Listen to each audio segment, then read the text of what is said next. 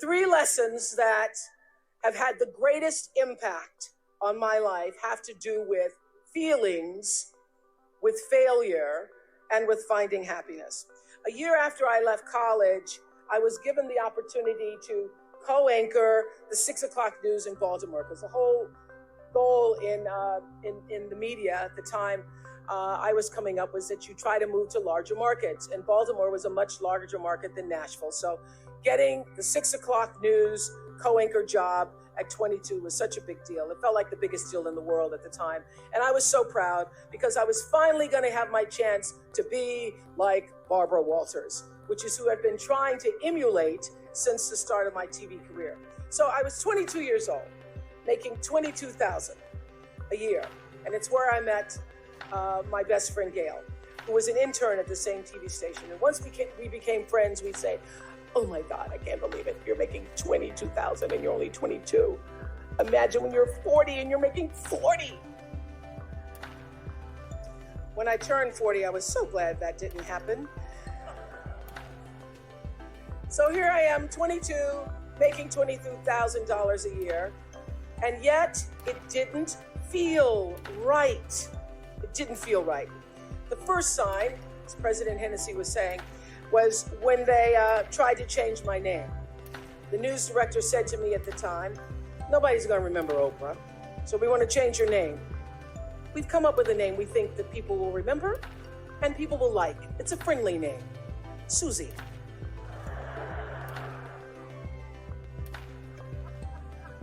Hi, Susie. Very friendly. You can't be angry with Susie. Remember Susie. But my name wasn't Susie. And you know, I'd grown up not really loving my name, because when you're looking for your little name on the lunch boxes and the license plate tags, you're never going to find Oprah. So I grew up not loving the name, but once I was asked to change it, I thought, well, it is my name. And do I look like a Susie to you? So I thought, no, it doesn't feel right. I'm not going to change my name. And if people remember it or not, that's okay. And then they said they didn't like the way I looked. This was in 1976, where your boss could call you in and say, I don't like the way you look. Now that would be called lawsuit. But back then, they could just say, I don't like the way you look. Which, in case some of you in the back, if you can't tell, is nothing like Barbara Walters. So they sent me to a salon where they gave me a perm. And after a few days, all my hair fell out and I had to shave my head. And then they really didn't like the way I looked, because now I am black and bald and sitting on TV. Not a pretty picture.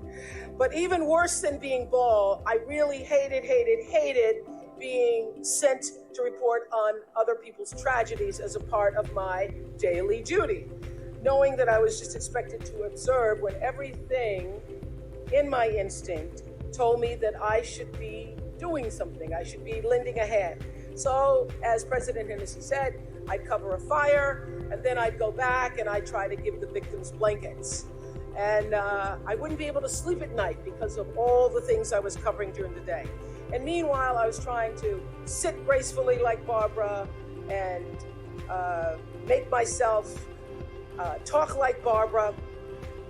And I thought, well, I could make a pretty goofy Barbara. And if I could figure out how to be myself, I could be a pretty good Oprah.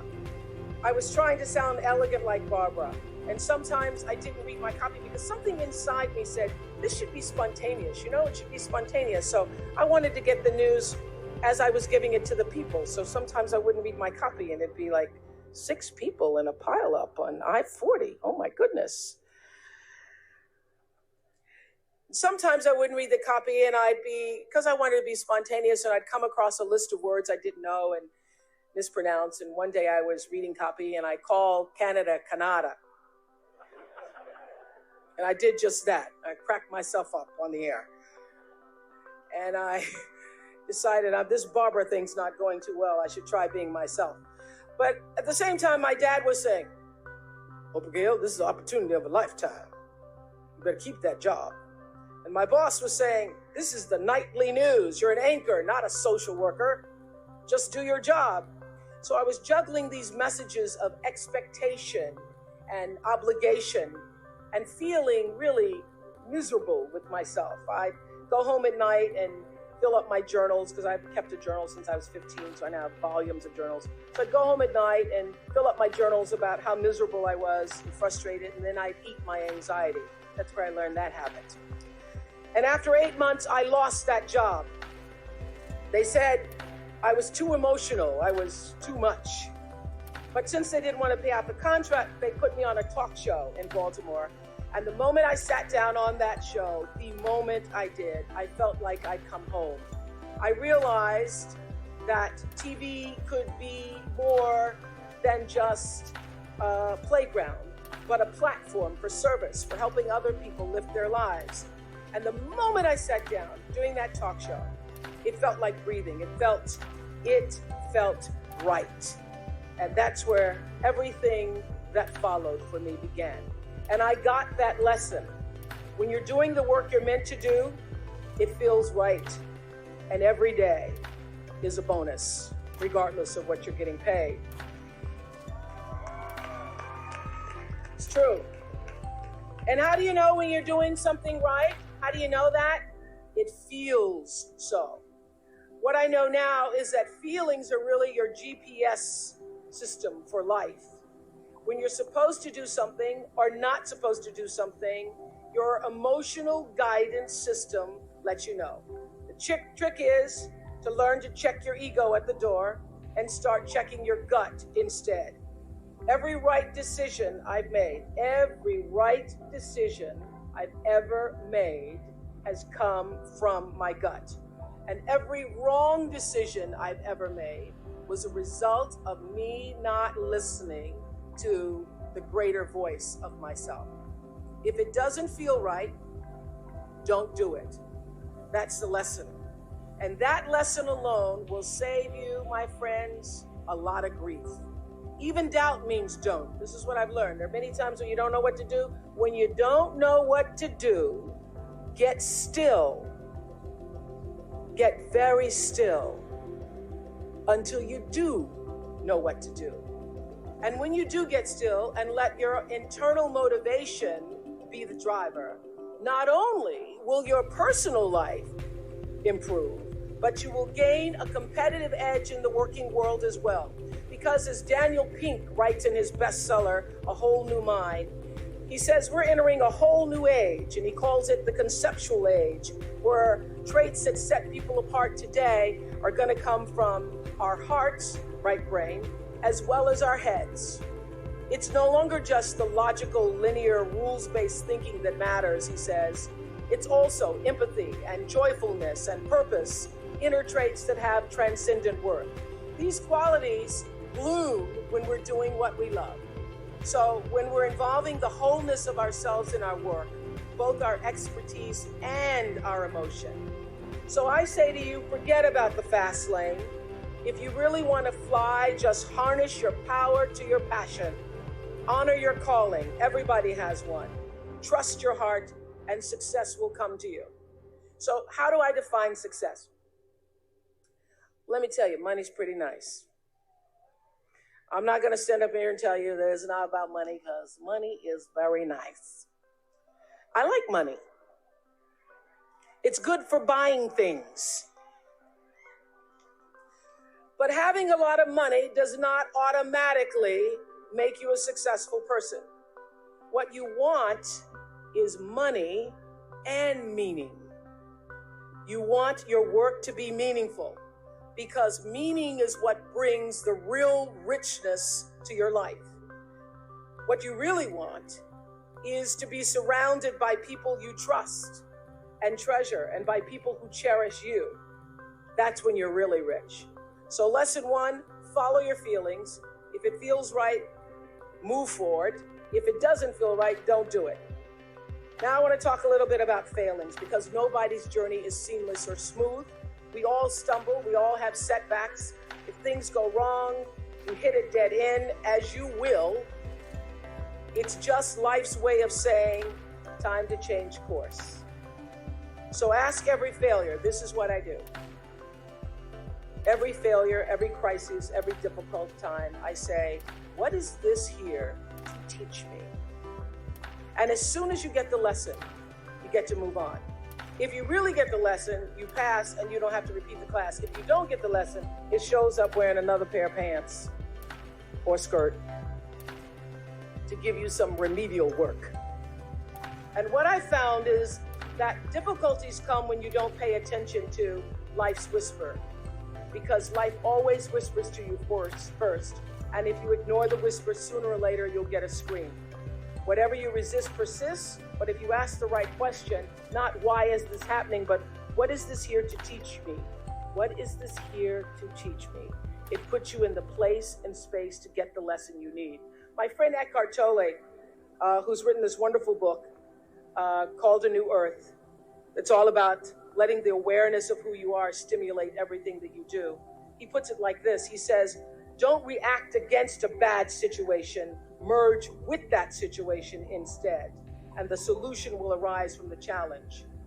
Because surrendering yourself doesn't mean giving up, it means acting with responsibility. Okay, many of you know that, as President Hennessy said, I started this school in Africa. And I founded the school where I'm trying to give South African girls a shot at a future like yours. Stand forward.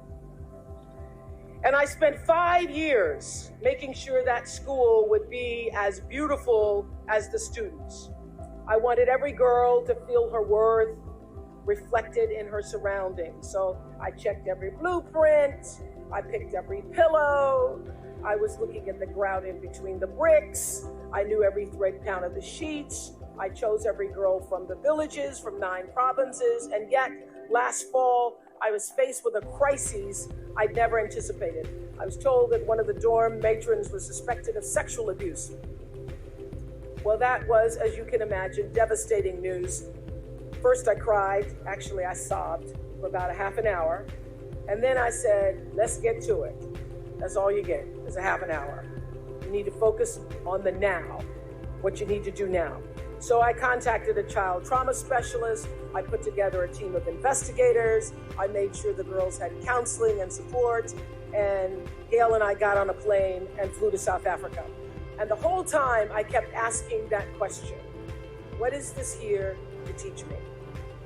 And as difficult as that experience has been, I got a lot of lessons. I understand now the mistakes I made because I had been paying attention to all of the wrong things. I built that school from the outside in, when what really mattered was the inside out. So it's a lesson that applies to all of our lives as a whole. What matters most is what's inside. What matters most is the sense of integrity, of quality, and beauty. I got that lesson. And what I know is that the girls came away with something too. They've emerged from this more resilient and knowing that their voices have power. And their resilience and spirit have given me more than I could ever give to them, which leads me to my final lesson, the one about finding happiness, which we could talk about all day, but I know you have other wacky things to do. Not a small topic this is, finding happiness. But in some ways, I think it's the simplest of all. Gwendolyn Brooks wrote a poem for her children. It's called Speech to the Young, Speech to the Progress Toward. And she says at the end, live not for battles won, live not for the end of the song, live in the along. She's saying, like Eckhart Tolle, that you have to live for the present. You have to be in the moment. Whatever has happened to you in your past has no power over this present moment because life is now. But I think she's also saying, be a part of something. Don't live for yourself alone. This is what I know for sure. In order to be truly happy, you must live along with, and you have to stand for something larger than yourself, because life is a reciprocal exchange. To move forward, you have to give back. And to me, that is the greatest lesson of life. To be happy, you have to give something back.